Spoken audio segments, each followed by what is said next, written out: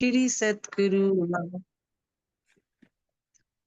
बोलो श्री प्राणनाथ प्यारे की जय। श्री सतगुरु महाराज की जय। प्रथम लागू दो चरण को, धनिये न छुड़ायो किन। लाख तली लालेड़ियां, मेरे जीव के यही जीवन। इन पाँव तले पड़ी रहूं, धनी नजर खोलो तुम। पलना वालों निरखो नेत्रे, मेरे जीव के यही जीवन। मेरे जीव के यही जीवन। बोलो श्री प्राणनाथ प्यारे की जय। सुंदर साथ जी, हम चितवनी महिमा किताब पढ़ रहे हैं जो राजन स्वामी जी द्वारा, हमारे पूजनीय राजन स्वामी जी द्वारा लिखी गई है। उसमें चितवनी के कुछ रहस्यों के बारे में बताया, अभी क्यों चितवनी हमारे लिए जरूरी है, ये वाणी के आधार पर उन्हें बता रहे हैं। उसी किताब का मंथन करने जा रहे हैं, चितवनी महिमा। हाँ जी, हाँ जी, शुरू करते हैं सुंदर साथ जी। ये चुपाई हो गई थी हमारी। ना जप तप ना ध्यान कछु, ना जोगा रंभ कष्ट, सो दिखाई ब्रिज रास में, यही वतन चाल ब्रह्म श्रेष्ठ। ये करी थी कल हमने। हुक्म सरत इत आए मिली, जो फुरमाई थी फुरमान, श्री महामत साथ को ले चले, कर लीला निदान।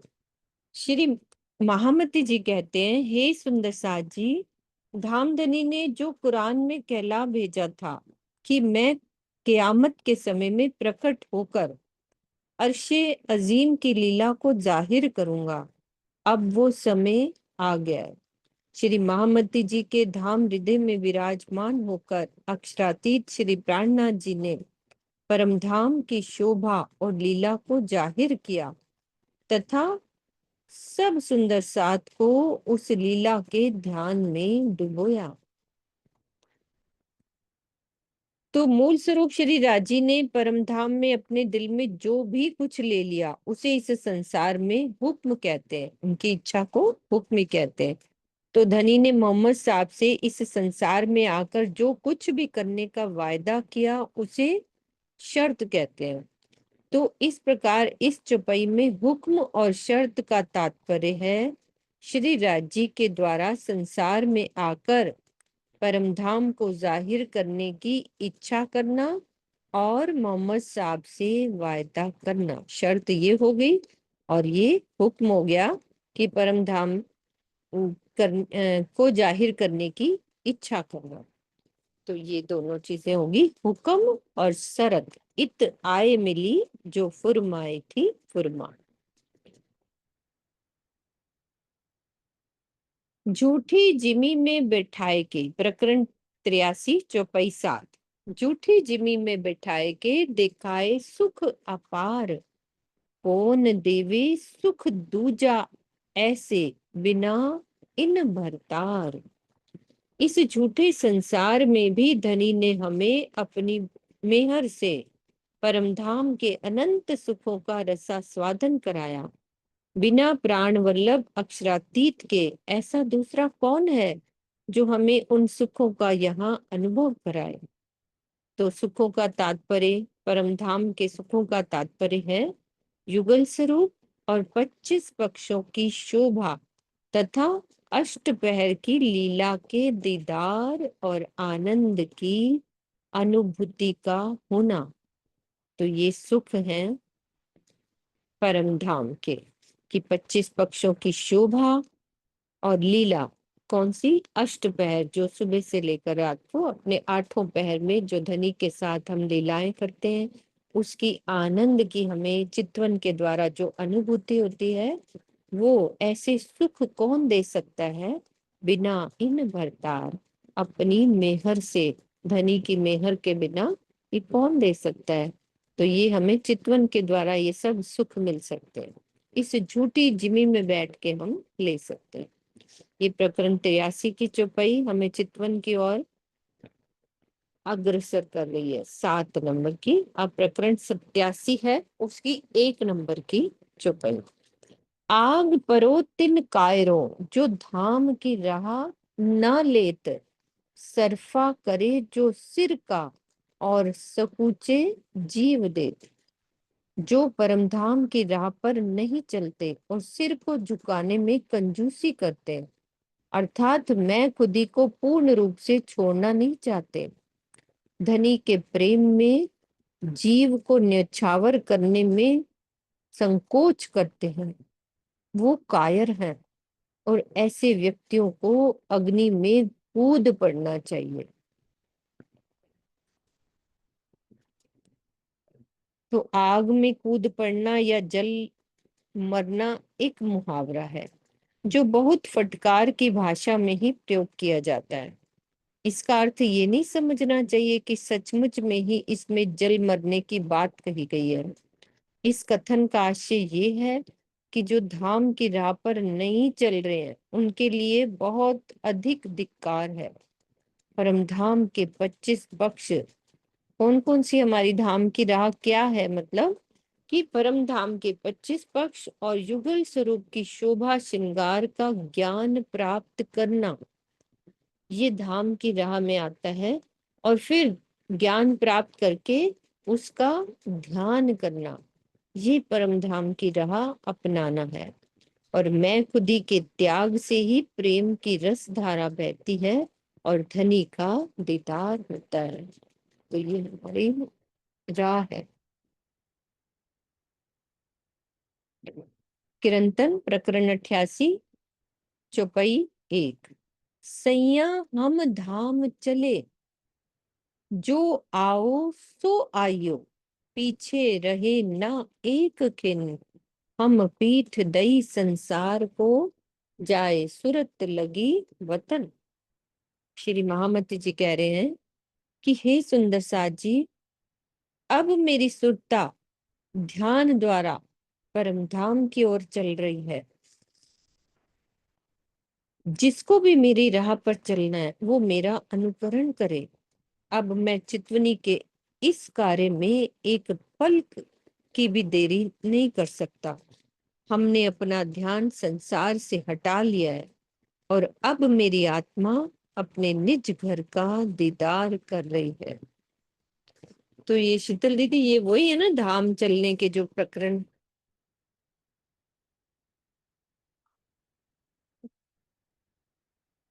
हाँ, म्यूट है आपका, कुछ बोल रहे हो? हाँ जी दीदी, ये उसी से एक पहले ये प्रकरण आता है, उसके बाद वो भी आता है, अब हम राम चलते हैं। हम चले है ना, हाँ। सुध मुहूर्त ले कूच किया, जो आखिर में उतरे थे ना दीदी, हाँ ये जी, हाँ जी। सागर के बाद जो उतरे हैं धाम चलने के प्रकरण, वो ये वाले ही है ना? हाँ जी, है तो ये किरंतन, वैसे किताब तो ये ये है किरंतन चल रही है ना। किरंतन में। हाँ, किरंतन में है कि यही वाले धाम चलने के प्रकरण तो यही वाले थे ना, कि अब हम इसमें ही है, हाँ जी, हाँ जी। वही वाले। सुध मुहूर्त ले कूच किया, सायत देखी अति सारी, अब दौड़ सको सो दौड़ियो, ना रहे दौड़ पकड़ी हमारी। मैंने सही समय बहुत और बहुत अच्छा अवसर देख कर ही इस संसार से अपनी सुरता को परमधाम की ओर मोड़ा है। अब आप मेरी चितवने की राह पर तेजी से दौड़ सकते हो। अब दौड़ सको सो दौड़ियो, यानी अनुकरण कर सकते हो तो दौड़िए। अब मेरी दौड़ को कोई भी पकड़ नहीं सकता, अर्थात मेरी चितवनी की राह में कोई भी बाधाएं नहीं खड़ा कर सकता। कोई दिन राह देखी साथ की, पीछे नजर फिराए, पहुंचे दिन आए आखिर, अब हम रयो ना जाए।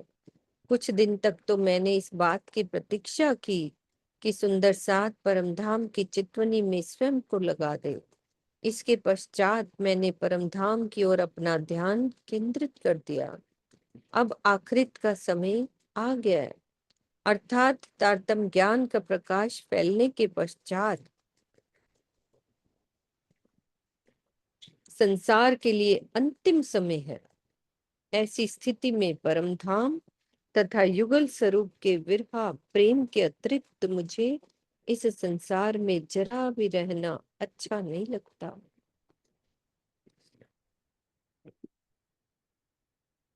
हम संग चलो सो ढील जिन करो, छोड़ो आस संसार।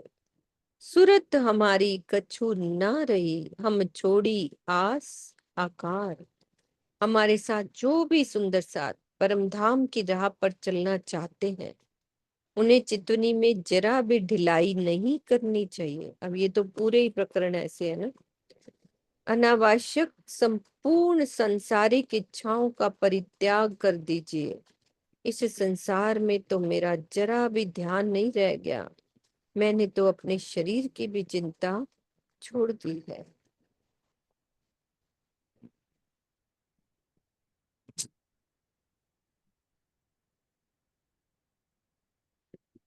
नेक बसे हम ब्रिज में, नेक बसे रास माहे। अब तो धाम आया, तब तो आंखें खुल जाए। ब्रिज में हम थोड़े समय, नेक का मतलब थोड़े समय, 11 वर्ष 52 दिन तक रहे। उसके पश्चात रास में भी थोड़े समय, यानी एक रात्रि की जो रास थी वो हमने लीला की। इस जागनी ब्रह्मांड में तो श्री मुखवाणी के ज्ञान से परमधाम का ज्ञान हो चुका है, जो ब्रिज और रास में नहीं था। इस समय अपनी आत्म जागृति के लिए सबको सावधान होकर जाना चाहिए, अर्थात युगल स्वरूप और 25 पक्षों के ध्यान में डूब जाना चाहिए।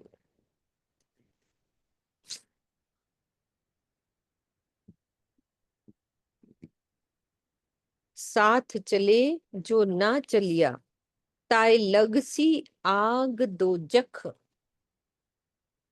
1 मिनट।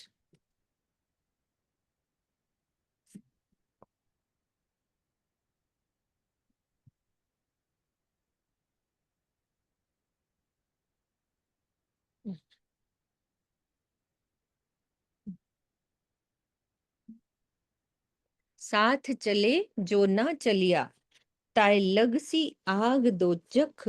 तलफ तलफ जीव जाए सी, जिन जानो या में सक। कुछ सुंदर साथ तो मेरे साथ चल रहे हैं, अर्थात मेरी तरह युगल स्वरूप और परमधाम के ध्यान में मग्न है, किंतु जो इस राह को नहीं अपनाएगा, चितवनी नहीं करेगा, उसे प्रायश्चित की अग्नि में जलना पड़ेगा। तलफ तलफ जीव जाए सी, उसे मायावी दुखों में तड़प तड़प कर अपना शरीर छोड़ना पड़ेगा। इस बात में जरा भी कोई संशय ना करे। इस चौपाई में उन सुंदर साथ को सबक सीखना चाहिए, जो या तो चितवनी का विरोध करते हैं या ना करने के तरह तरह के बहाने गढ़ा करते हैं।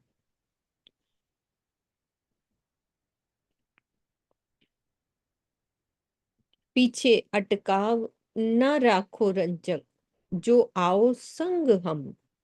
तुम जानोगे वह नेक है, पर जरा होसी जुल्म। यदि आप मेरे साथ आते हैं तो माया का कोई भी आकर्षण अपने मन में ना रखना। आपको बाह्य रूप से तो यही लगता है कि ये माया बहुत ही अच्छी है, किंतु इसके प्रति जरा सा भी आकर्षण आत्मिक सुख के लिए घातक होता है। जरा सा भी आकर्षण,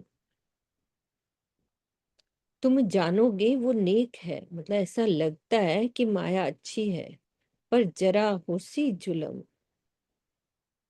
जरा सा भी जो आकर्षण होता है माया का, वो हमारे आत्मिक सुख के लिए घातक होता है।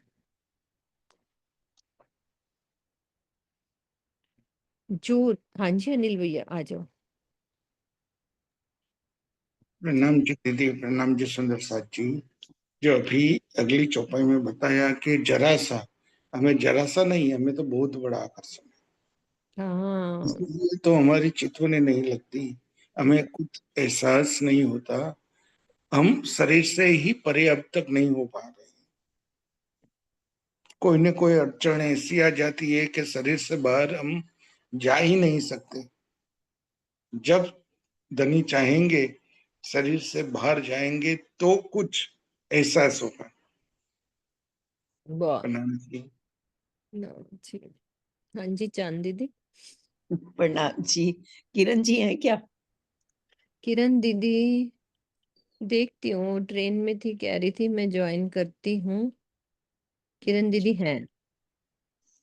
मैं ना एक बड़ा बेवकूफी वाला सवाल पूछना चाहती हूँ उनसे। कोई बात नहीं, हम सारे बेवकूफ हैं, चिंता ही मत करो। मुझे तो ये बताओ, जो चितवनी नहीं करते हैं उनके लिए तो उन्होंने कहा कि प्रायश्चित की आग में जलना पड़ेगा, और जो चितवनी करने की कोशिश तो करते हैं पर लगती नहीं है, उनको क्या होगा? उनको तो राजी कुछ नहीं, प्यार ही करेंगे। उनको कुछ नहीं कहेंगे। उनको कोई प्रायश्चित नहीं है। राजी वराती कह रहे, कहते हैं ना कि आप प्रेम से बैठे रहो, बस कुछ नहीं चाहे होता। आपको दीदार हो ना हो, मैं मिलूंगा जरूर कभी ना कभी, क्या बस। है दीदी, हमने जो वाणी में लिखा है ना, बस करना है। अब लगती तो नहीं है, ये तो आपकी बात बिल्कुल सही है कि नहीं लग रही, लेकिन ये उनका हुक्म है कि जो वो कह रहे हैं हम करें। जितना मर्जी हम कर सकते हैं वो कर लें, मतलब अभी कमी तो बहुत है हमारे अंदर दीदी। प्रायश्चित तो होता है कई बार कि हाँ, अभी माया में आकर्षण घुस जाता है कहीं ना कहीं हमारे अंदर। वो सब है जो अनिल भैया कह रहे हैं। कहीं ना कहीं दीदी सारी तरफ ही है, है, कहीं ना कहीं नहीं है, हर मतलब तरफ ही है। तरफ ही है मतलब ना क्या कि हम सुबह से बच्चों को नहीं बैठे ना, देखते, हाँ मैं गिनती बिल्कुल। करने बैठूं ना तो कई तरह की, मतलब हैं कमियां, बहुत तरह की। सुबह से हम अपना आत्मचिंतन करें ना तो कितनी तरह की वो है। क्या मैं तो हम क्या कहती हूँ नहीं कर रहे, राज्य सब को कुछ ही ना कर रहे हैं। एक खाने ही नहीं बना रहे, कि बच्चों को नहीं देख रहे, कि बच्चों को प्यार नहीं कर रहे, कि देने लेने नहीं कर रहे, कि कहीं आ जा नहीं रहे, क्या नहीं कर रहे, सब कुछ कर रहे हैं। करना। सुंदर बस ये साथ है जी। कि राज्य अपनी तरफ भी लगाए रखते हैं, ये भी है, दोनों बातें हैं। मतलब ये नहीं कि हम पूरी माया में हैं या पूरा राज्य की तरफ है, दोनों कैसे नावों में पैर रखा हुआ है। अब राज्य किसमें हमें कब डुबोना चाहते हो, राज्य को पता है, बस। तो हम ना सब मिलकर राज्य से एक ही प्रार्थना करें ना कि आप अपने लायक ही बना लो ना हमको, आपको ये कह जैसा रहे चाहिए। स्वामी जी, यही तो चर्चा हाँ कर रही थी कि आप रोज बोलो कि हमें ये माया अच्छी नहीं लगती, हमें हटा दो ये सब, निकालो हम्म, हमारे को माया बस, से। रोज सोते वक्त बोलो, उठते वक्त बोलो, राजी से ही अर्जी करो बस कि यही अर्जी करो भैया, तुम हो तो ऐसी कीजिए। निकाल दो हमें। क्योंकि जब वाणी अर्जी पढ़ते हैं करें तो फिर। अपने ऊपर शर्म आती है कि हाय, अभी नहीं किया कुछ,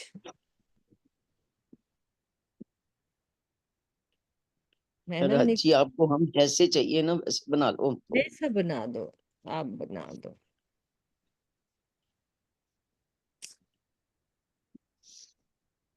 चलो सुनेंगे, हम इतने जने बोल रहे हैं इकट्ठे तो कुछ तो सुनेंगे ही। हाँ दीदी एक प्रश्न मेरे मन में भी ऐसे आ रहा है ये हट के थोड़ा सा, कि जो हमारे जीव का तो पता है अभी नया शरीर ले लेता है, लेकिन जिस जीव पर आत्म बैठी है, वो जीव कुछ नहीं कर रहा, कुछ भी नहीं कर रहा, तब उस आत्म का क्या होगा?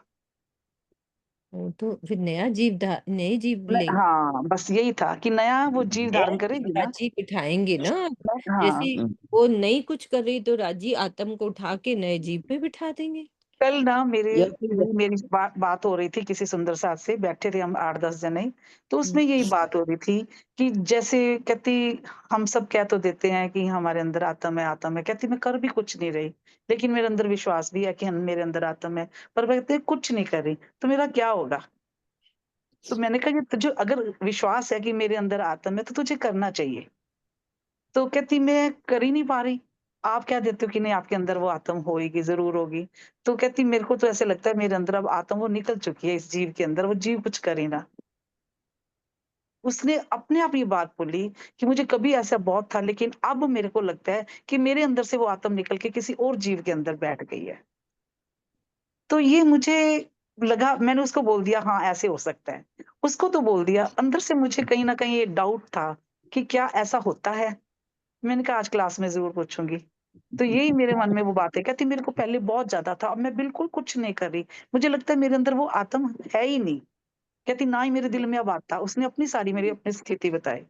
कहती मुझे लगता है वो आत्म किसी और जीव के ऊपर जाकर बैठ गई है। मैंने कहा हाँ, यही हुआ मैं एक होगा। बात बोलूं, हाँ जी। शीतल जी, एक बात बोलूं। कभी हुँ, कभी ऐसा लगता है ना, राजी ने ना हमें यहाँ चोटी से ना ऊपर पकड़ रखा है। धागा हमारा ना कठपुतली की तरह पकड़ रखा है। हमें पकड़ कभी कभी रखी। तो माया में डुबो, चल जा जा, अच्छा, फिर एकदम खींच लेते हैं, इधर आ जा, कहाँ जा रही है, फिर डुबो देते हैं माया में, फिर खींचते हैं। पर ना उनका तरीका बड़ा शानदार है। वो पता क्या करते हैं, पहली बार तो खूब गहरा डुबोएंगे, घूमिया बेटा, खूब घूमिया अच्छे से, फिर निकालेंगे, फिर दूसरी बारी थोड़ा कम डालेंगे, फिर निकालेंगे, फिर थोड़ा कम डालेंगे, ऐसे धीरे धीरे धीरे धीरे करते रहते हैं।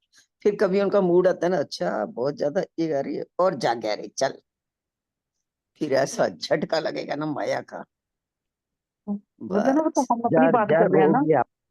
हाँ, हम अपनी बात कर रहे हैं ना, वो उसका ये प्रश्न था कि मुझे लगता है कि मेरे अंदर से वो आत्म निकल के किसी और जीव के अंदर चली गई है। तो मैंने उसको बोला बिल्कुल निकल के चली गई है तेरे अंदर से, अगर तेरे ऐसा है। तो मुझे नहीं अब लगता, मैंने उसको बोल तो मुझे दिया, नहीं लगता, अगर है उसको ना? ये लगता होता ना तो उसको ये एहसास नहीं होता।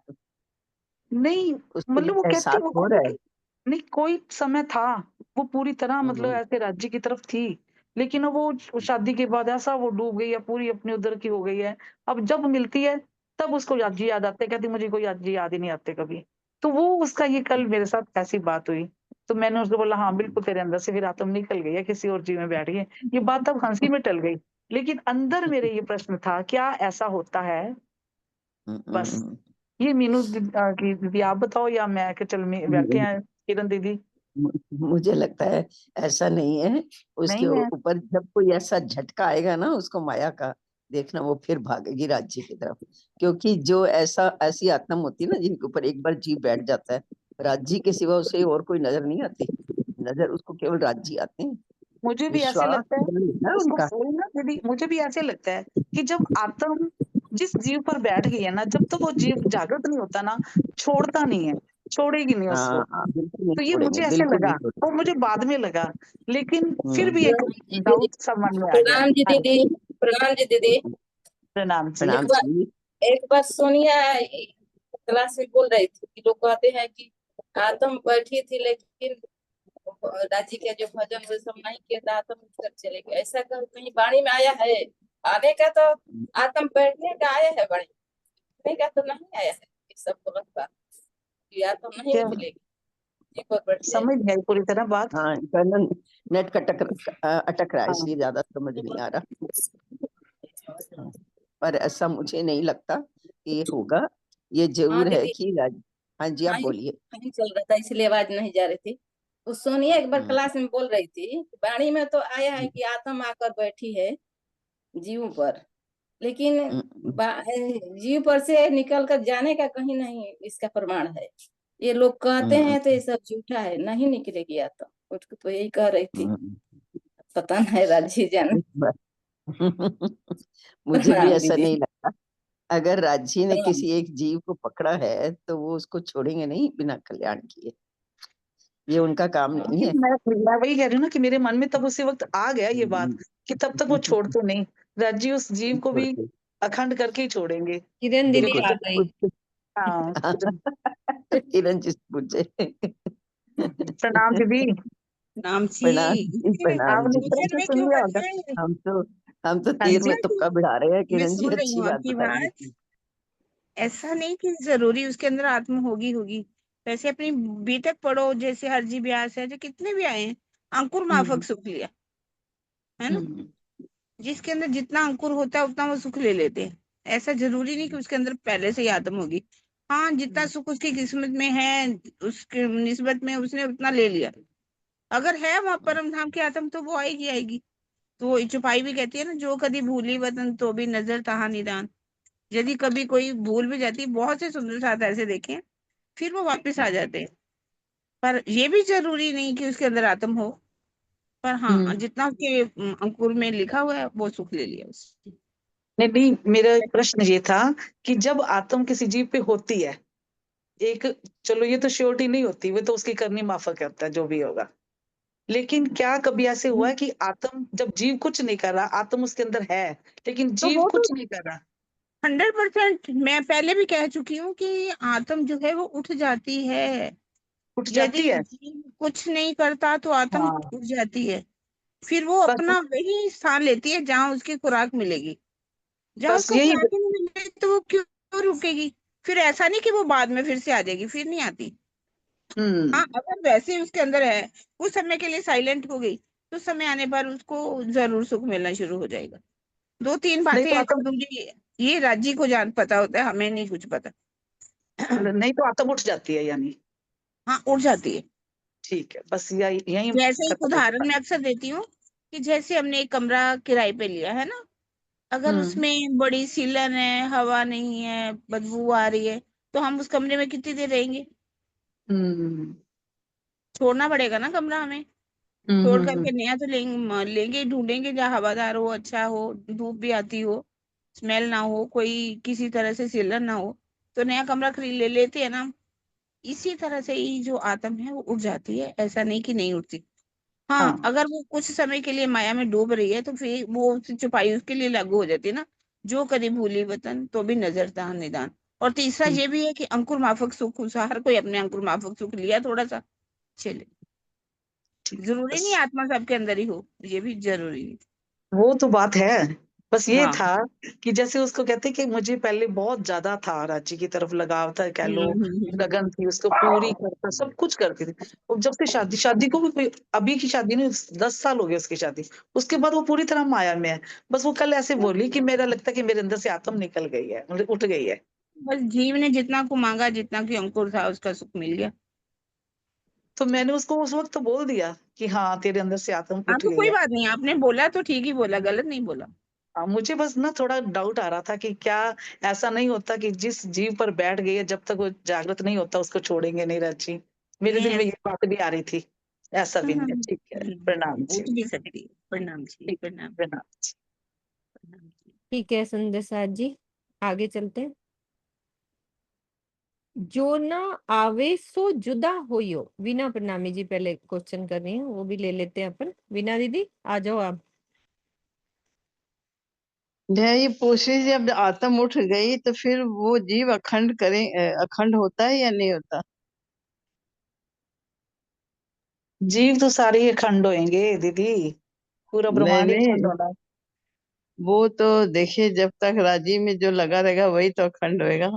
नहीं तो सारे बस अखंड ये तो है सारे कि होंगे। ही होने हैं। सत स्वरूप में नहीं, वो निर्मल सत स्वरूप के निर्मल चेतन में अखंड नहीं होगा। होगा तो सही, चाहे 8वीं भीष्ट में हो। वो तो कहीं भी होगा, वो तो रिश्तों के हिसाब से होगा। इस तो लेकिन राज्य का हाँ, डिसीजन है, ये तो अखंड हाँ, तो होना ही है। अच्छा। अखंड तो होना है बस, लेकिन राज्य सोचेंगे कहाँ डालना है ये राज्य को पता है। हाँ, नहीं वो फिर लास्ट में जब जीव अखंड होंगे तो वो 8वीं भीष्ट में ही जाएंगे। अब वो ये तो होना हाँ। है। हाँ। हमें तो अपनी चिंता अब- होगी, हमने कहाँ जाना है हाँ, हमें अपनी चिंता है, सही बात है। मैं किसी और का अगर क्या ही सोचना, अपना ही सोचे, है ना। सही बात है। जो ना आवे सो जुदा होइयो, ना तो होसी बड़ी जलन, हम तो चले धाम को, तुम रहियो माहे करन। जो मेरे साथ, महामती जी कह रहे हैं कि जो मेरे साथ परमधाम की चितवनी की राह पर नहीं चल सकता, वो मुझसे अलग हो जाओ। आ गई ना शीतल दीदी आपकी वाली बात, वो कह रहे हैं मुझसे अलग हो जाओ। सुंदर साथ की जमात में रहकर भी जो ध्यान की मेरी राह नहीं अपनाता, वो एक प्रकार से दोरंगी चाल चल रहा होता है। ऐसे व्यक्ति को बहुत अधिक पश्चाताप की अग्नि में जलना पड़ेगा। मैं तो अब मात्र परमधाम की ही चितवनी में तल्लीन हूँ, तुम अपनी झूठी माया में मस्त रहो। तो इस चौपाई में तुम रहियो माहे करन, तो इस चौपाई में चितवनी करने के लिए कितना कठोर आदेश है कि मेरे साथ धो दिया मेरा, रहो। एक वो सेकंड, खगाल दिया है। एक म्यूट कर दूं मैं। हाँ हाँ रही। तो कितना कठोर आदेश है कि जो चितवनी नहीं कर सकता वो मुझसे अलग हो जाए।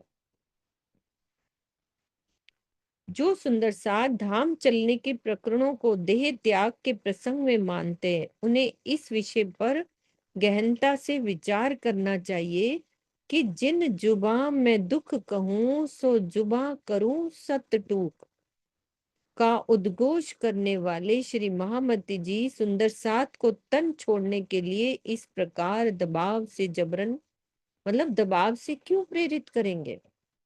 तन छोड़ने के लिए थोड़ी ना हो रही बात।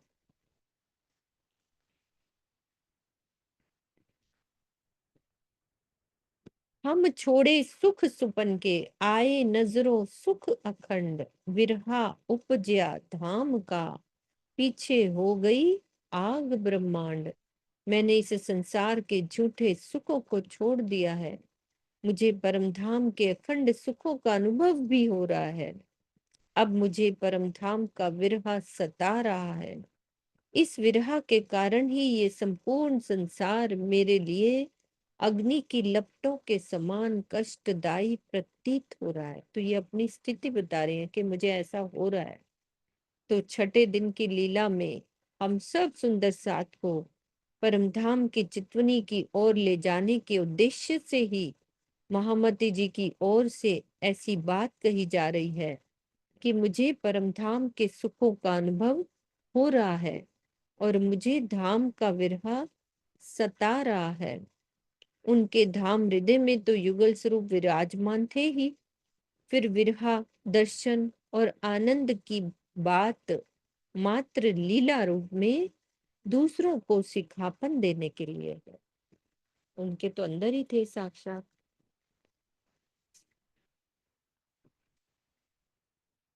मैं आग देऊं तिन सुख को, जो आड़ी करे जाते धाम, मैं पिंड न देखो ब्रह्मांड, मेरे हृदय बसे श्यामा श्याम। परमधाम की चितवनी की राह में माया के जो भी सुख बाधा डालेंगे, उन्हें मैं जड़ मूल से नष्ट कर दूंगी। अब तो मेरे धाम हृदय में युगल स्वरूप श्री राज श्यामा जी बस चुके हैं। अब ना तो मुझे शरीर दिखाई देता है और ना संसार। ये स्थिति हमारी थोड़ी ना अभी आई है, कहाँ सब कुछ ही देख रहे हैं ना।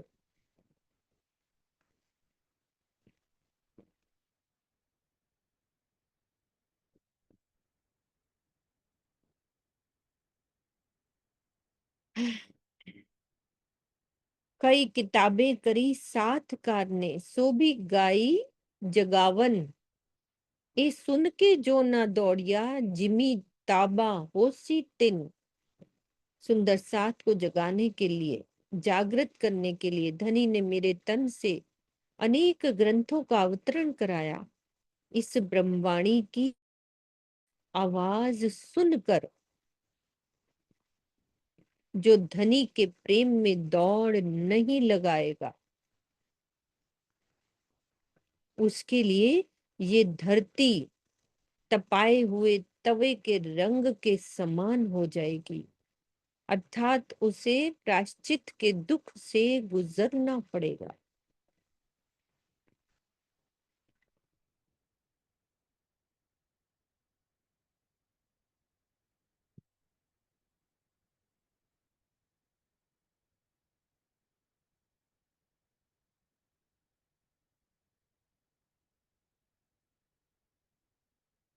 कई लोभे लिए, लज्जा लिए, कई लिए अहंकार, यूं छले पीछे कई पटके, जो कहते हम सिरदार।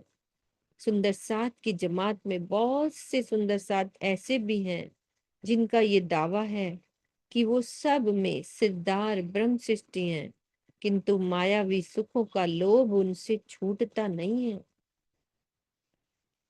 किसी से ज्ञान ग्रहण करने, सेवा करने और चितवनी करने में उन्हें लज्जा लगती है। अपने कुल रूप और विद्या के अहंकार में मग्न रहते हैं। इस प्रकार माया ने उन्हें अज्ञानता के अंधकार में फंसा रखा है, पटक रखा है।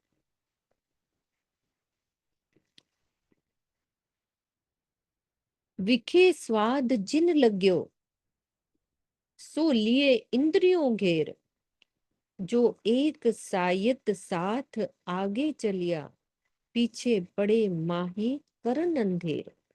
विषयों का स्वाद जिनको लग जाता है, वो इंद्रियों के अधीन हो जाते हैं।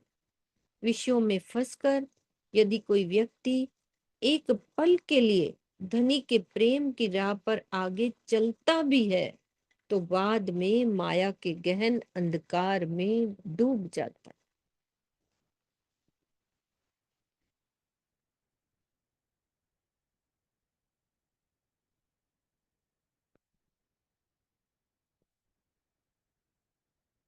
गुण अवगुण सबके माफ किए, जो रहो या चलो हम संग। हम पीछे फेर न देखहीं, पियो सो करे रस रंग।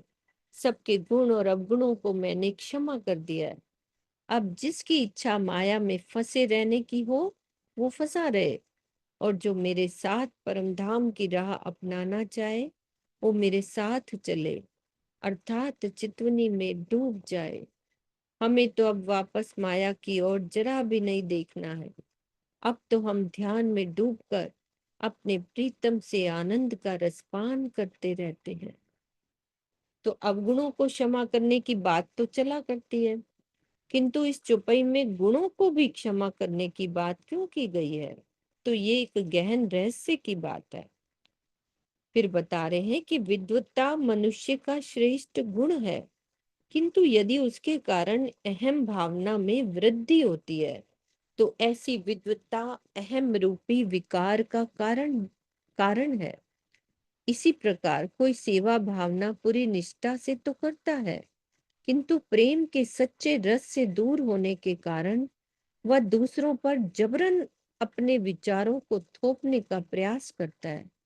तो इस प्रकार की सेवा भावना गुण होते हुए भी अवगुण का कारण बन जाती है, आलस्य लापरवाही का कारण बन जाती है।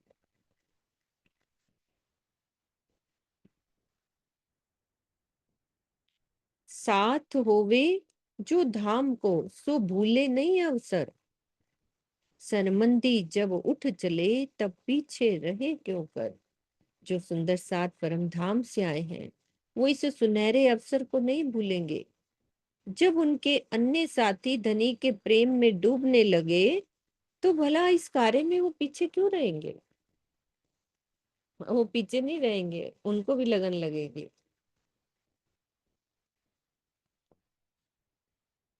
श्री महामत कही, महबूब का साचा स्वाद आया जिन। परीक्षा तिन की प्रकट, छेद निक से बान वचन।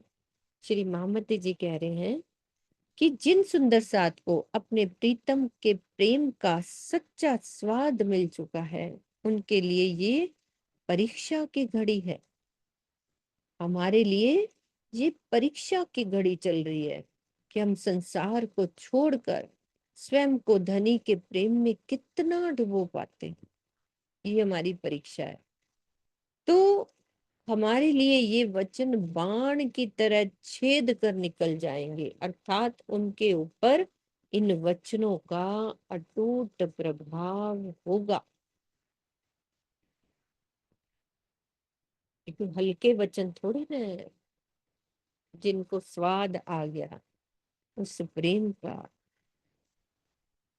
फिर स्वाद आने के बाद परीक्षाएं हमारी शुरू हो जाएंगी कि हाँ, अब ये ऐसा कर रहे हो कि नहीं कर रहे हो।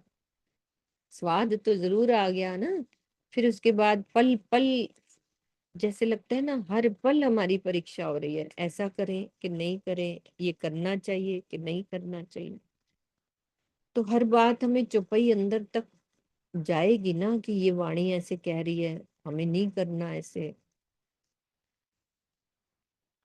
छेद निक से बान वचन।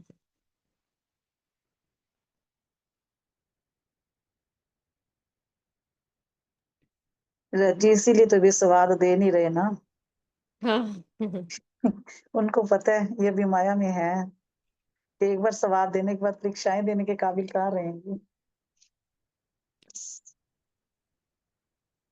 उनको पता है ये बार बार माया में चली जाती अभी है। तो ना थोड़ा थोड़ा स्वाद तो देते हैं, अपन पढ़ते हैं तो अच्छा लगता है ना, इससे थोड़ा थोड़ा स्वाद तो देते हैं। वो स्वाद तो और है, दीदार का स्वाद हम्म, और है कुछ, वो ये स्वाद भी ज्ञान दे रहे का स्वाद भी बहुत बड़ी बात होती है ना, ज्ञान की लज्जत। ये भी स्वाद है।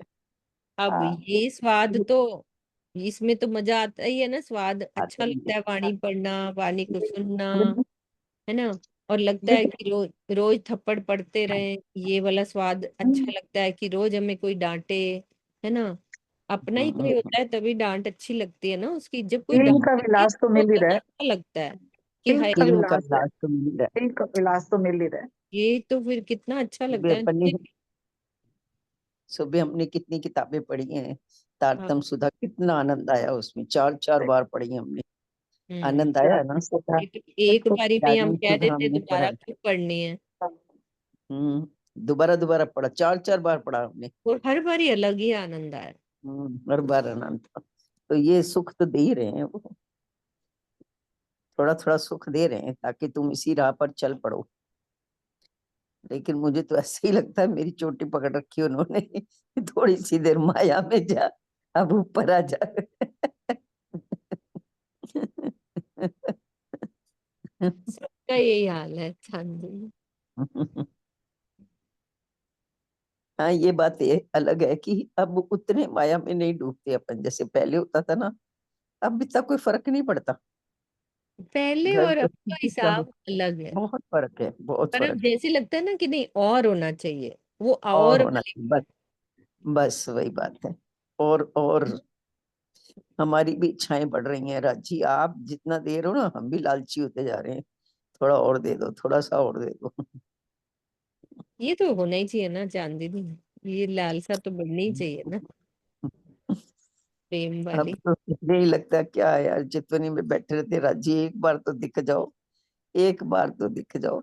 अभी किसी को मैंने सुना था, पता नहीं किसकी चर्चा में कोई कोई ऐसे जिक्र कर रहा था कि वो कह रहे हैं जब राजी आपको एक बार दिख जाएंगे ना, फिर उसके बाद तो आप वाणी ही नहीं पढ़ोगे, फिर उनका ध्यान ही नहीं करोगे। मैंने कहा एक बार दिख तो जाए, दिख जाएंगे तो वो निकलेंगे कहाँ से अंदर से, फिर तो वो गड़ जाएंगे अंदर, फिर हर वही तो समय बस। परीक्षा है ना, अब यही तो कह रहे हैं कि जिसको एक बार ये प्रेम का मतलब सुख मिल जाता है, उसके बाद परीक्षाएं शुरू होती हैं।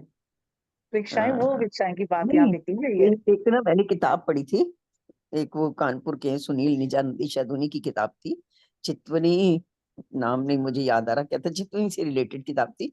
मेरे पास पढ़ी थी उस दिन, मैं निकाल रही थी तो मुझे हाथ लग गई, तो मैंने कहा चलो पढ़ते हैं ये किताब। उसमें ना उन्होंने बड़े बातूनी भाव हर चीज के बताए हैं।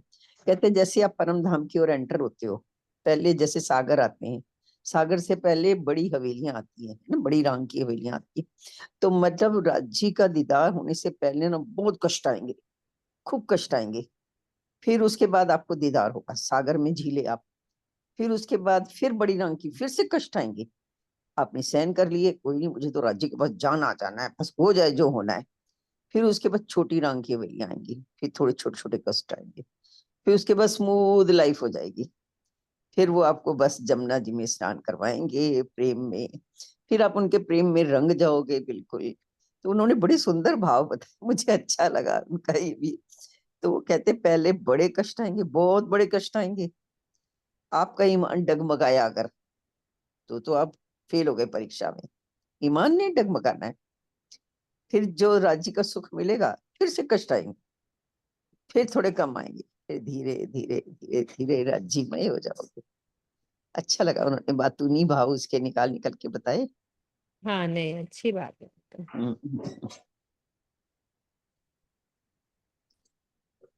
तो एक बार मिल जाओ बस, फिर आपने जो करना कर लो, ये तन तो आप ही का है। चलो। पर हम सब बोलते तो हैं लेकिन अंदर अंदर से डर भी लगता है, पता अरे नहीं कौन सी परीक्षा ले लेंगे ले लो ले लो अंदर अंदर से थोड़ा डर भी लगता है राजी, इतनी बड़ी मत लेना, बोल जब रहे फेल हो हैं, जाए। अरे पता नहीं सहन होएगी कि नहीं, बोल रहे हैं। नहीं कर पाएंगे, कहीं फेल ना हो जाए उसमें, इसलिए इतनी बड़ी मत लेना। फेल फेल ही ठीक है। चलो चलो रे सा आपन जइए भां, मूल वतन धनिये बताया, जित ब्रह्म सृष्टि श्यामा जी श्याम। श्री महामती जी कहते हैं, हे सुंदर साथ जी, अब हमें ध्यान द्वारा अपने परम धाम में पहुंचना है।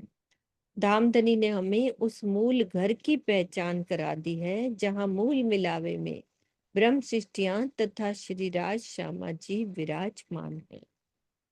मोहल मंदिर अपने देखिए, देखिए खेलन के सब ठोर, जित है लीला श्याम श्यामा जी, साथ जी बिना नहीं कोई और।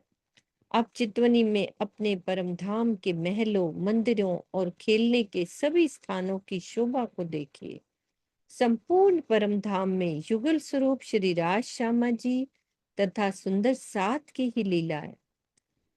उस स्वलीला अद्वैत वाहिदत में इनके सिवाय अन्य किसी का भी अस्तित्व नहीं है।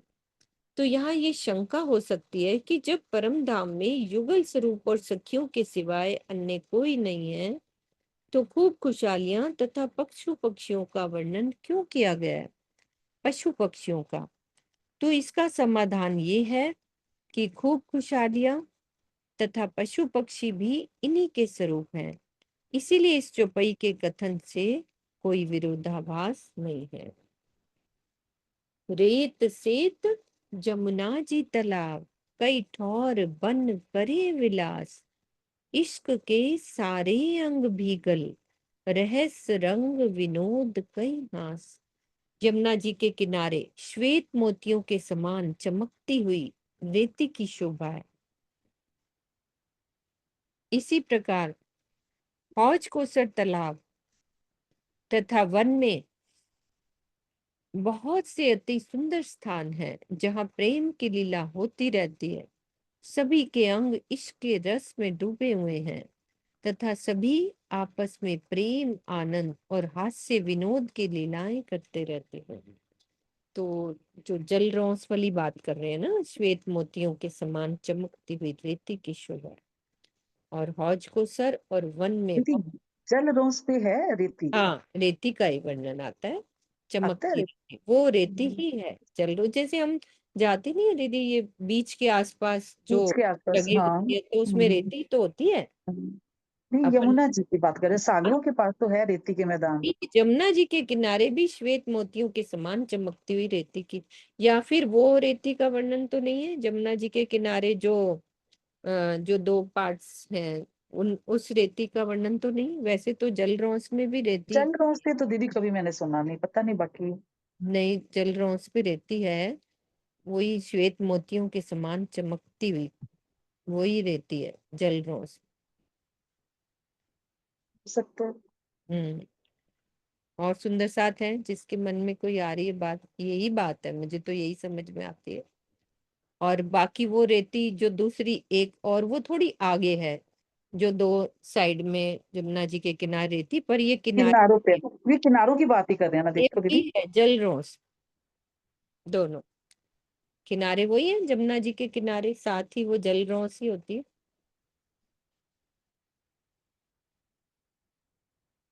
रेती का ही वर्णन आता है।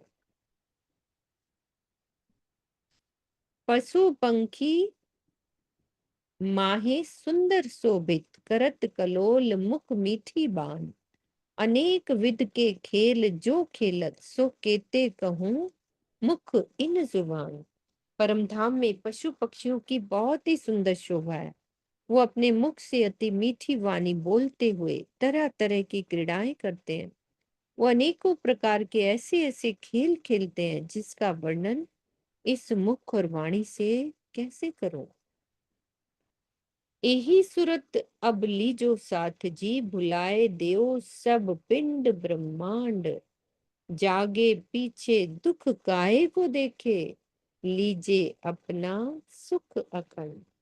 तो हे साथ जी, अब धनी के प्रेम में अपने शरीर और संसार को बिल्कुल ही भुला दीजिए। जागृत होने के पश्चात जानबूझकर मायावी दुखों को देखते रहने से क्या लाभ है। अब उन पता लग गया है तो हम जानबूझकर यदि फंसते हैं तो उसका कोई लाभ नहीं। तो आप अपने परम धाम के अखंड सुखों में रस मग्न हो जाइए, लीजो अपना सुख अखंड। धनी भेजिया फुरमान बुलावने, कया आयो सरत इन दिन। खेल में लाहा लेके आपन, चलिए इत होए धन धन। तो धाम धनी ने हमें परम धाम में वापस बुलाने के लिए कुरान भेजा। उन्होंने कुरान में क्या कहा कि जब जागनी लीला का समय आ जाए उस समय संसार छोड़कर परम धाम के ध्यान में डूब जाना चाहिए। इसीलिए हे सुंदर साथ जी, इस माया के खेल में आप सभी धनी के प्रेम में डूबने का लाभ लीजिए और यहाँ धन्य धन्य कहलाकर परम धाम चलिए। तो कुरान की ये जो वर्णन है ना वो 30वें पारे में है, ये है ना।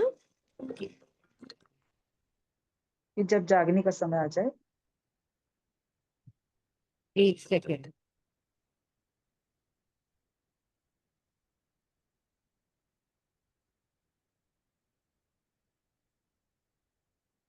एक मिनट बेबी, फोन काट रही हूँ।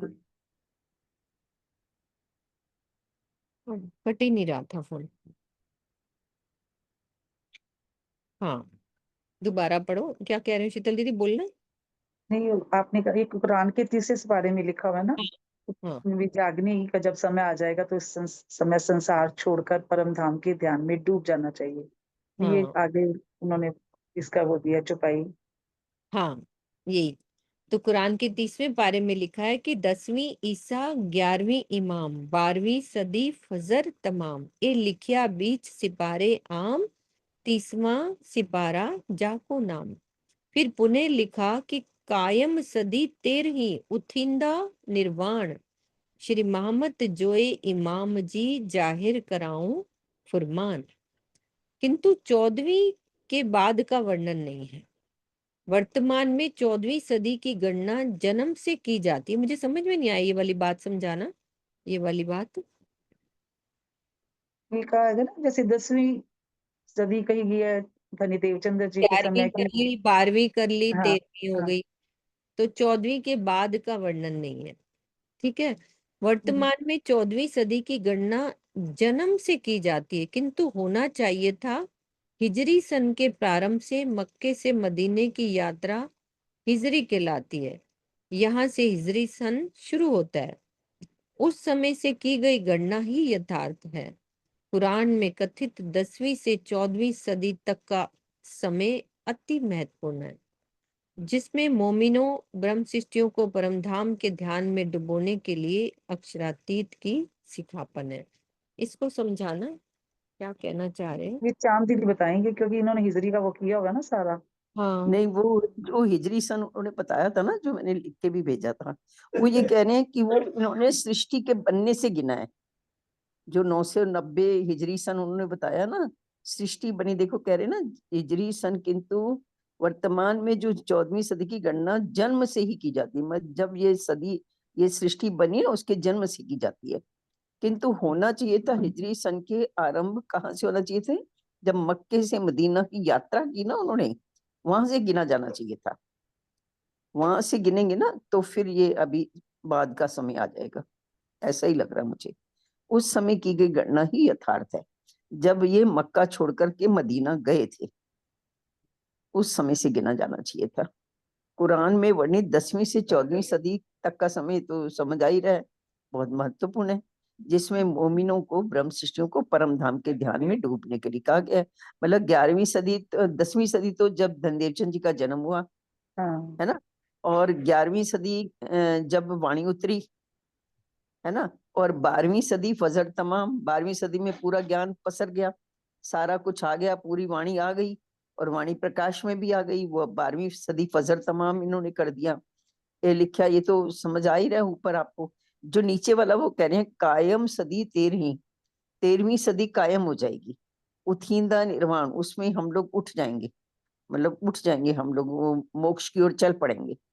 महामती जो इमाम जी जाहिर कराओ फुरमान, कहते ये फुरमान मैं जाहिर करवा रहा हूँ। और 14वीं? बस वही 14वीं वैसे को तो तो इस समय बता। 15वीं सदी चल रही है, हाँ, आप उनके हिसाब से लगाए ना, अभी 15वीं सदी चल रही है। अच्छा, पर वो ये कह रहे हैं ना कि जन्म से गिनी है इन्होंने, जन्म से नहीं गिननी चाहिए। नहीं जब गिननी ये चाहिए। मक्का से मदीना गए थे ना, तब से गिननी चाहिए। तो फिर अभी फिर 15वीं चल रही है ना? हाँ, वैसे तो अभी 15वीं चल रही है। वो आती मैं है एक ना, बार देखूंगी। क़यामत नामा में चौपाई, हम्म, आती नहीं, 13वीं में कायम किए। हम्म। वही ना कहते हैं कि 13वीं, उनके लिए तो क्यामत है 13वीं सदी। हम्म। पर वो अभी हम्म। वो उसके हिसाब से, हिजरी के हिसाब से चलेंगे, तो वो अब तो 15वीं चल रही है जैसे कह रहे हैं। तो हम्म। वही मैं एक बार हाँ, देखूंगी, मुझे पूरा ध्यान नहीं आ रहा, मैंने लिखा हुआ है 13वीं चल रही है या 14वीं चल रही है, मुझे इसमें थोड़ा सा कंफ्यूजन हो रहा है। दीदी मैं 14वीं लिखा हुआ बताई थी है। आपने, जब आगे करा था ना वर्णन, हाँ, तब तो 14वीं तक, 14वीं 14वीं होगी तक की फिर। बात आई थी। 15वीं की तभी बात ही ये नहीं आई थी। 14वीं का वर्णन कर रहे हैं। हाँ, वो कह वो रहे हैं समय के 14वीं के हिसाब से बाद का 14वीं चल रही है, पर इन्होंने बोला कि 13वीं में ही क्यामत हो जानी है। बस वरना यही है। नहीं, कयामत का मतलब ना, ये वो कह रहे हैं छोटी कयामत। छोटी हाँ कयामत का मतलब पूरा ज्ञान आ गया, पूरी वाणी आ गई, तो छोटी हाँ, कयामत तो हो गई। हो अभी गई। जो बड़ी कयामत होनी है ना, वो ये कह रहे हैं 14वीं के बाद का वर्णन ही नहीं है। तो ये कितनी सुंदर बात आपने बताई। मतलब इसका मतलब जैसे स्वामी जी कह रहे हैं ना, अब समय बहुत निकट है, बार बार कह रहे हैं ना स्वामी जी, समय अब बहुत निकट है घर चलने का। तो अगर कुरान में भी इसका मतलब 14वीं के बाद का वर्णन ही नहीं है, दैट मीन्स 15वीं सदी आएगी ही नहीं। उसके पहले ही ब्रह्म सृष्टियां चली जाएंगी, उसके पहले ही सृष्टि खत्म हो जाएगी। ये यही कह रहे हैं ना, उसके बाद का तो वर्णन ही नहीं है। 15वीं चल रही है ये वाली। एक बार मेरी सिर्फ वही बात हुई थी पन्ना जी से, तब भी स्वामी जी कह रहे थे कि अब वो थोड़ा ही टाइम रह गया है 15वीं सदी का ही। हाँ सीमा दीदी आप मैं बोलो। एक बार देखूंगी, मैंने लिखा हुआ है, मुझे ध्यान नहीं आ प्रणाम रहा जी 14वीं सुंदर चल रही साथ है जी। 15वीं। ये प्रणाम। अंग्रेज लोग भी मान रहे हैं कि अब जो है ये खत्म होने वाली है सृष्टि। जैसे कि कोई आज ही मैंने पोस्ट देखी और मैंने एक ग्रुप में वो भी किया है, शेयर भी किया। उसमें पता नहीं बड़ा अजीब सा सन के चारों तरफ एक गोला सा दिखाई दे रहा है। तो आप लोगों ने शायद, आंटी आपने ध्यान दिया नहीं दिया, मैंने कहा है वो कनाडा के में टोरंटो के ऊपर दिखाई दिया है। यूएस की तरफ से भी दिखाई दिया है। बिल्कुल लाल रंग का, वो पता नहीं क्या है, बिल्कुल गोला सा है। तो नीचे लोगों के कमेंट्स हैं कि वो इन्हों के बाइबल के अनुसार भी कोई मतलब अब ये खत्म होने का साइन है, सिग्नेचर साइन आ रहे ठीक हैं है। कि अब ये दुनिया के खत्म होने के सिग्नेचर साइन है। उसको उन लोगों ने अपनी अपनी भाषा में, किसी ने कुछ बोला, किसी ने कुछ बोला कमेंट्स में, जो मैंने पढ़ा। मैं आपको आंटी को शेयर किया, आंटी आप उनको शेयर करके दिखा सकते हो जो मैंने ग्रुप में डाले हैं। बड़े अब बहुत ही अलग अलग तरीके के जो है वो सिनेरियो है, जो मेरे को नहीं पता वो क्या चीज है। क्या कह रही सुनीता दीदी आप भी? मैं ये कह रही हूँ अब तो 15वीं सदी चल रही है, 13वीं और वाणी में 13वीं तक का ही है कि एक सूर उड़ाई के लिए दूसरी हाँ 13वीं में कायम किए। तो जो दूसरी 13वीं में कायम किए वो कायमी की बात हो रही है, जो 7वें दिन की लीला में होनी है। तो उसके बाद 14वीं भी बीत जाएगी, 101 शताब्दी बीत जाएगी, और अब तो 15वीं चल रही है। हाँ 15वीं चल रही है ना, हाँ मेरा ये जी। कह रही थी। हाँ क़यामत के सिग्नेचर साइंस आने लेकिन शुरू हो वाणी गए में हैं। वर्णित वही 13वीं तक है, फिर उन्होंने रात रखी कछु खींच के, तो भी हाँ वास्ते तो ये चौपाई आ जाती है ना कि वाणी जो उतरी थी तब तो 13वीं सदी तक का वर्णन था कि 13वीं में सब कुछ कायम हो जाएगा। पर रूहों की जागनी नहीं हो पाई, तो रात रखी कछु खींच के, सो भी वास्ते तो उन्होंने रात और बढ़ा दी है राजी महाराज ने अपने हुक्म से। ये जो अभी सुनीता जी, ये जो अपन अभी चौपाई पढ़ रहे हैं ना, अभी मिनती दिखाइए, उसमें एक मिनट 14वीं का नाम नहीं लिखा, दिखाइए एक बार, 13वीं है एक मिनट। 14वीं है। दीदी तो ये वो जो अब बढ़ गई कायम, ना रात्रि, लैलतुल कद्र की रात्रि बढ़ गई है। ठीक है ठीक है देखो ठीक है। ऊपर लिखा है ना, कायम सदी 13वीं, मतलब 13वीं में कायम हो हम्म। जाना, पर उसके हाँ तो बाद वही 14वीं। शीतल हाँ, दीदी, वो चौपाई आती है ना बड़े क्या मतलब, एक सूर उड़ाई के दूसरी 13वीं में कायम किए सब वही है ना, पर तभी तो कह रहे हैं कि 14वीं के बाद का वर्णन नहीं है, यानी अब 14वीं चल रही है उनके हिसाब से। पर नहीं, वो चल तो 15वीं रही है। वही तो बता रहे हैं आगे, विवर्तमान में 14वीं सदी की गणना जन्म से की जाती है, किंतु होना चाहिए था हिजरी सन से। 14वीं की मक्का गणना से जन्म से मदीना की जा रही है, तक। जिसके कारण वो 15वीं सदी आ गई। वरना शीतल जी उसमें गड़बड़ हो जाएगी। अगर हम हाँ मक्का से मदीना वाले समय से लेंगे तो फिर 10वीं सदी तब नहीं आती धनदेव चंद जी के जन्म में, वो तो फिर आगे की आएगी, 10वीं भी नहीं सुंदरता जी, आएगी, हम 11वीं यही भी क्यों नहीं ना आएगी। मान के चलें क़यामत का दिन बहुत करीब है और हम सब लोग जाग हाँ जाएं, बस बस। ये मान के चले बस, चल। हाँ तोड़ो हमें बाकी क्या बात। करना है, हाँ कौन सा चलो। चल बड़ी रहा है, बात कौन सा है। नहीं चल और रहा, हमें मीनू जी, तैयार हो जाना चाहिए बस। पता मीनू जी, एक बारी स्वामी जी ने ऐसा बोला भी था, चर्चा में बोला था या कहीं पे ऐसा बोला भी था कि ये जो अब जो शताब्दी चल रही है, जैसे 2025 है, इसके एंड तक तो मतलब हो ही जाएगा समाप्त हाँ सब कुछ। स्वामी जी ने तो ये भी कहा था मेरे तन के रहते रहते हो जाएगा, हाँ, अब एक ये बार ये भी बोला था। ये भी कहा था उन्होंने।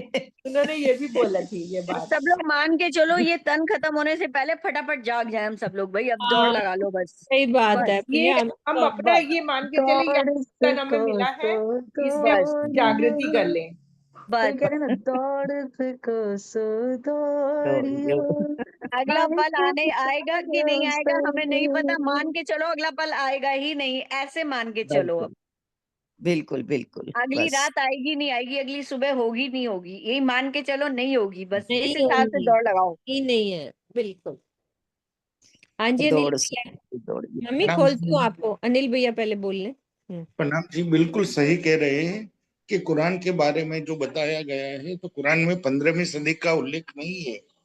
कुरान वाले भी कह रहे हैं कि 15वीं सदी खत्म होने से पहले, यानी अभी चल रही है, तो खत्म होने से पहले ये बड़ी कयामत आएगी। तो जो स्वामी जी ने बताया वो सही बताया है कि ये सदी खत्म होने से पहले सब कुछ हमें कर लेना चाहिए। क्यों हर बार कहते हैं कि समय कम है, जितना जल्दी हो सके आप उतना जल्दी जाग जाओ और धनी की ओर बढ़ो। ठीक है। हाँ जी सुंदर सा जी, टाइम हो गया, एक मिनट मम्मी की बात सुन ले। मम्मी क्या कह रहे हो? अनम्यूट करो फिर चुपाई दोहराते हैं। हाँ खोलो हाँ पहले। हाँ हाँ खोल दिया। जागने का मतलब ये है कि हम वाणी से जाग जाएं और अपने रास्ते पे चलते रहें, यही हमारी जागनी है। हमें वाणी से या 13वीं या 14वीं से मतलब नहीं, राज्य ने अपने चरणों में बिठा के जागना है। बिल्कुल। मैं तो इतना, हाँ, हमें कोई 13वीं 14वीं से मतलब। हाँ वो मम्मी, वो एक बार जो लिखा हुआ है वो तो समझना है ना हमें। हाँ वो तो बात सही है आप लोगों की। वाणी मैं जो तो कह इतनी रही भी, है, एक मिनट ज्योति दीदी भी हाँ कुछ कह रही है। ज्योति दीदी आप भी बोलो, फिर चुपाई दोहराते हैं। सुंदर सा जी 2 मिनट। दीदी, हमें हमें तो ये कब सोचना है कयामत कब आई, क्या आएगी, हमारा जिंदगी कब तक है, वो तो हमारे लिए विशेष है ना। हमारा शरीर जब तक सांसें हैं तब तक कुछ कर ले, तो सबसे बड़ी तो कयामत वही है ना कि जब तक सांसें हैं तब कुछ कर ले। पता नहीं कयामत कब आएगी कब नहीं है, उसके क्या चिंता करना। जब तक सांसें हैं तब तक सोचिए कि हमारा मतलब कयामत का दिन के लिए तैयारी कर ले। स्वामी जी भी यही बोले थे कि समय अब बहुत कम है, अब सबको तैयार रहना चाहिए हमेशा, कभी भी राज कुछ कर सकते हाँ हैं। राज जी के बिल्कुल। हाँ, अपने से बिल्कुल तैयारी करके रखना है कि कभी एक वो पिपलाहट आएगी तो हम तैयार हैं। प्रकाश जी वरना प्रकाश जी एक भजन बोलते हैं, जाग रही मेरी सूरत सुहागन। हाँ तो आज ये पढ़ रही है मम्मी। जागना है, हमें वाणी से जागना है, बस परम धाम का रास्ता पकड़ना है। हम्म, ठीक है चुपाई दोहराते हैं अपन। धनी भेजिया फुरमान बुलावने, कहा आयो सरत इन दिन, खेल में लाहा लेके आपन, चलिए इत होए धन धन, चलिए इत होए धन धन। बोलो श्री प्राणनाथ प्यारे की